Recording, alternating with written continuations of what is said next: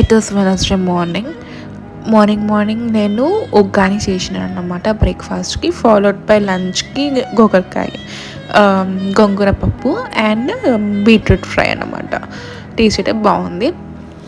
So ఇది నేను pineapple juice చేసిన.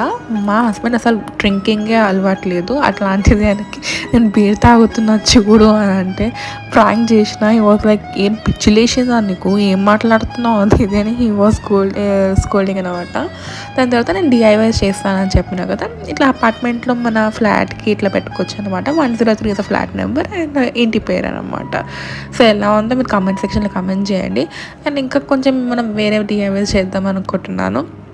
అసలు జాబ్ వదిలేసిన, బట్ నౌ దట్ నేను మెల్లమెల్లగా హ్యాబిచ్యువేట్ అవుతున్నాను. బట్ చూడాలి ఎన్ని రోజులు నేను ఇంట్లో ఉంటానో తెలీదు. సో ఎలా ఉందో కామెంట్ సెక్షన్లో కామెంట్ చేయండి.